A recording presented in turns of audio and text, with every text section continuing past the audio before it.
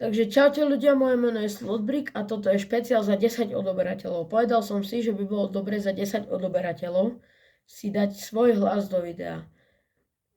Mám aj nový mikrofón, tak dúfam, že ten zvuk je celkom v pohode. A na Instagram som vám dal, aby ste mi napísali otázky a dneska si na nich zodpovieme. Popri tom si postavíme aj Lego set. Takže prvá otázka bola: čo chcem robiť ďalej vo svojom živote? Ďalej vo svojom živote by som sa chcel posúvať dopredu a zlepšovať sa v tom, čo robím.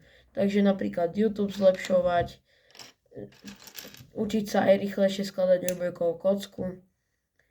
Aj keď to je len taký môj koníček, ale chcel by som sa to naučiť rýchlejšie.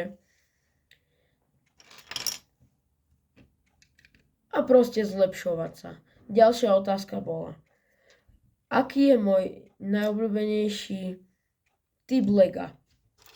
Typ Lega myslíme tým ako Jurský svet, Lego City, Lego Friends a tieto veci. Môj najobľúbenejší typ Lega je asi Jurský svet, popri ňom aj Lego City, aj Marvel a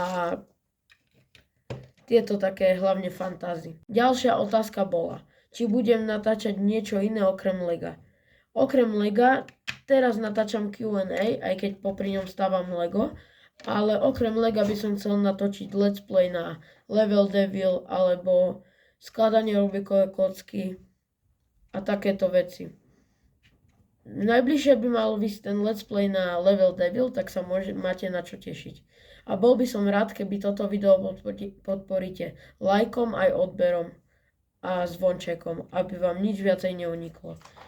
Ďalšia otázka bola: čo by som robil, keby som psom? Keby som psom, neviem, čo by som robil. Asi by som sa túlal po uliciach, lebo by som sa snažil vždycky ujsť. Ale neviem ináč, čo by som robil, keby som pes. Potom ďalšia otázka bola: ako sa mám? Mám sa dobre, dúfam, že aj vy, a posnažím sa zlepšovať tento content, aby vás bavil ešte viac. A zlepšoval vám deň, keď máte nejaké ťažké dni. Takže tak. A môžete podporiť aj mojich kamarátov. Jeden sa na YouTube volá Kupkosov kanál a druhý sa volá Sebo, na miesto E je trojka. Tak mohli by ste ich podporiť odberom, lajkom, komentom, zvončekom a týmito základnými vecami. Veď vy viete. Potom tu bola otázka: čo používam za program na strihanie. Zatiaľ používam tak maximálne CapCut, ale ináč nič také, pretože nemám miesto v počítači a neviem, ako by to môj počítač utiahol. Čiže tak uvidíme časom. Ale chcel by som používať Vegas a tieto veci. A mohli by ste mi napísať do komentára, čo chcete, aby som natočil. A odhalenie, ešte bola otázka: kedy bude odhalenie? Odhalenie ešte neplánujem, pretože si chcem zanechať ešte nejaké moje súkromie. Ale uvidíme časom. Možno ma prekvapíte a budeme mať 500 odoberateľov skorej, ako si myslím. Ale uvidíme.